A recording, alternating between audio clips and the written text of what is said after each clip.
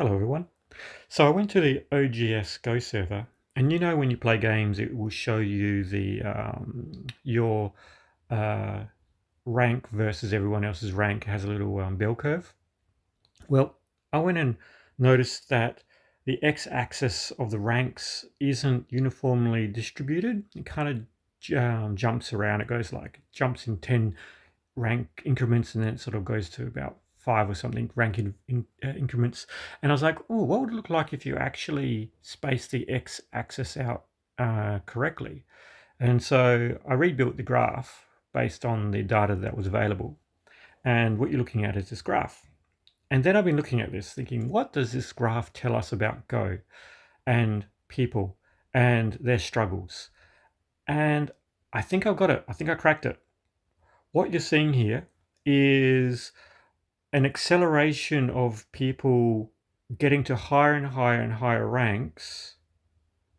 Once you get to about 13Q, it plateaus off, hits about 11Q, and then starts dropping off, right? That's what the data is showing. It's like a bell curve.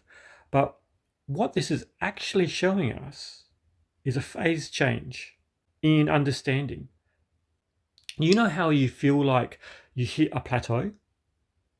That plateau is real. If you're sitting around 13 to 11 Q and you're wondering why you can't get past those ranks, you can't get into the single digit Q level.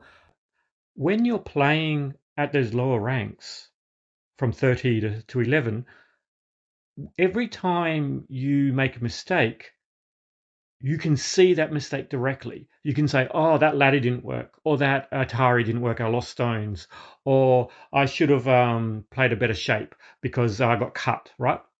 You get direct feedback on your gameplay. But once you hit 13 to 11Q, it just sharply just goes flat. And I think what's occurring there is your game is no longer telling you why you're making mistakes. So originally from 30 to 13Q, all your mistakes are clear and obvious, and it's immediate feedback. You go, oh yeah, that was a mistake because that happened. Bang, bang, bang, bang. And you're like, okay, psychologically, you know what's happening, and it's like instant feedback. But once you get to about 13 to 11Q, the game gets sufficiently complicated and hard such that you're losing because the mistakes you're making are subtle. It's become not obvious. It's now you're making a choice in direction mistake, or you're making a mistake where the Joseki doesn't quite work now because it leads to other groups becoming weaker. So your immediate feedback is gone. So you don't know why you're making bad choices, but you inevitably lose the games. And then after 11Q, that's when all the immediate feedback is gone. You've learned all the basics now. You now understand Go in the sense that any immediate mistake, you've solved that. You know how not to get cut. You know how to read out simple problems. You know how ladders work. Now, after 11Q, you actually have to understand the game on a whole board level now. You have to understand that a particular move in one part of the board has repercussions and effects that ripple across the entire board and will affect the end game. And that is a different animal. That is no longer the game telling you why you're making mistakes, but now you have to stop and reflect mentally and go, huh, why did I lose that game, and have to go and actually study the game now. You have to review the games. So you can't just brute force and just keep playing and playing and playing and playing and expect to get better if you're not slowing down and stopping and thinking, why did you lose the game? But between 30 and 13Q, you get immediate feedback. As you're playing, you're learning. You go, oh yeah, that didn't work. Okay, I won't do that again. But once you passed 11Q, you don't know why you're losing until 20, 30, 40 moves, even 100 moves later. And that only gets worse and worse and worse and more dramatic as the rank goes on. Ranks get more and more higher. And so it's a phase change in the way that you approach the game. If you're finding you're plateauing and you don't know why, and you're right around the 13 to 11 Q mark, it's because the game is no longer telling you why you're making mistakes. And now you are making mistakes that are causing you to lose 100 moves down the line. And so you need to slow down and really think, why and how do my moves actually work? Because to be clear, there's only one handicap stone between each rank, right? There's no difference between one handicap to another handicap. It's just incremental changes. But something occurs. And isn't that interesting? Isn't it interesting that this linear increase in difficulty has a non-linear result? And it's clear. This is of a sample size of 450,000 people. That's how many people are in this data set. 450,000. And it's almost a perfect bell curve. So there's something that's happening in the game of Go, because it's not like people are kind of become stupid or genius, because you'd see the graph would have different outcomes. You'd see a hard barrier. Like if you need to be a genius to get past a certain point, then you'd see a wall in the graph in the curve. But there isn't. It's just an even distribution that looking a bell curve. So that means no one person's like super smarter than the other person.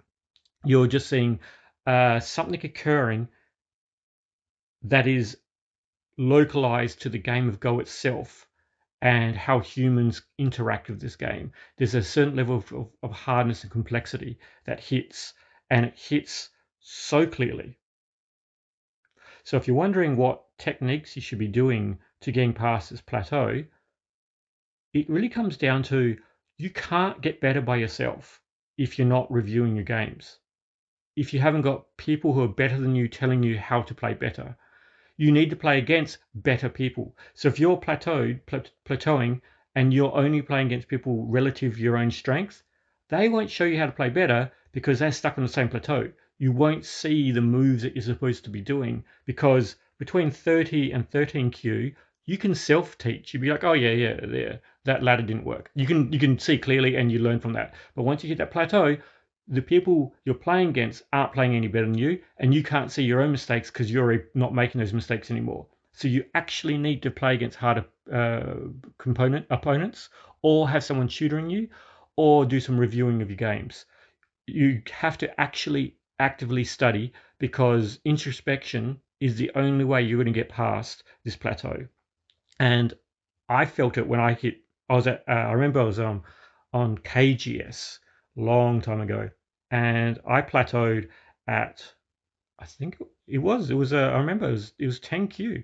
I was in Japan, and I was going to the Go clubs. I was studying pro games, and I was trying to get better, but I wasn't actively getting tutoring, and I wasn't actively reviewing my games properly. I thought if I just immersed myself in Go deep enough, I would sort of take on osmotic pressure. I'd like take on the knowledge somehow just by simply being fascinated by the game. But I really didn't. I plateaued right at that plateau point what this graph shows, and it really took me a painful, like continuous painful experiences of going, why? Why am I losing? So beforehand, it was like, oh yeah, I'd lose and I'd play again. Oh yeah, I lose, I'd play again. But I never got past this plateau. It's only when I realized I was cutting too often, or I was running a group for no point, and I wasn't paying attention to what area I was building, or like all the things that I do as a course of action now, they were hard-won battles back when I was around the 10Q. I had to really unlearn a lot of bad behavior that I learnt from 30 to 13. And I'm not even a particularly strong player, but certainly I knew that plateau was real and it was hard to get past. And it did. It took introspection to get past that. I couldn't just brute force it by just playing a lot. It just didn't help. I had to play against stronger players, and it's so difficult to play against stronger players. Not just literally harder because they're stronger players, but because you lose more than often than not, and that's not fun. It literally is not fun to lose over and over and over again. Sometimes, very rarely, I'll play against a stronger player, and I feel like I've done a really good job, and I lose, and I feel like, whew, okay, that was great. I played my best, I lost, and I walked away from that battle feeling like I accomplished something. But more often than not, it's just a slaughter. I'm just getting kicked around the board, and it's just not fun. And I don't think a lot of people enjoy it. And I think this is a bit of a barrier because people don't want to lose. You don't want to feel defeated. Like you want to play Go in part because you want to win the game, surely. Like a lot of people might be okay with losing. I'm not saying that you can't be a good or bad loser, but to lose continuously against a strong player is disheartening. And I remember thinking to myself when I'll be getting on the servers online and I'd get a game with like an 8Q. I remember 8Qs were scary, and sevens and sixes were they were like gods to me. I was like, oh, I got an 8Q, and I was about 10 at the time or 12 or something. And I was like, oh, all right.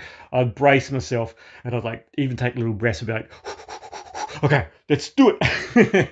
And it just felt like everything they did was magically powerful.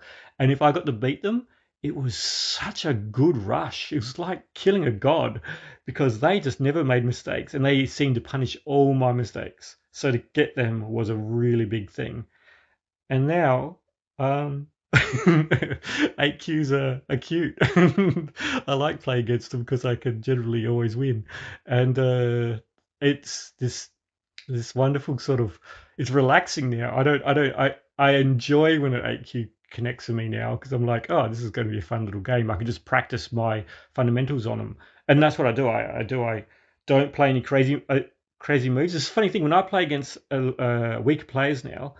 I play just really solid games. I just practice my fundamentals, do the Joseki to its completion. I don't do any AI tanuki and jumping around. I just do a completely solid game because I feel like even if it's a straight solid game, they will make a mistake and I'll be able to win. But when it's against higher ranks, I feel like every advantage I need. And so I'm tanuking everywhere. I'm leaving Joseki half undone because I want to keep the initiative. I'm trying to rush around the board and I'm just trying to set up little traps and hope that I can confuse the opponent. Like it's a completely different way of playing, but yeah, it's interesting. Anyway, I've gone down a bit of a tangent. I'm sorry, but back to this thing. Isn't this interesting? The bell curve's got a phase change right in the middle. That is cool. That's the beauty and the power of data. Don't let anyone tell you that data analysis is not fun. And also, don't let them say that Go's not fun, even when it's sometimes not fun. Anyway, enjoy your games and get better, and I'll see you next time.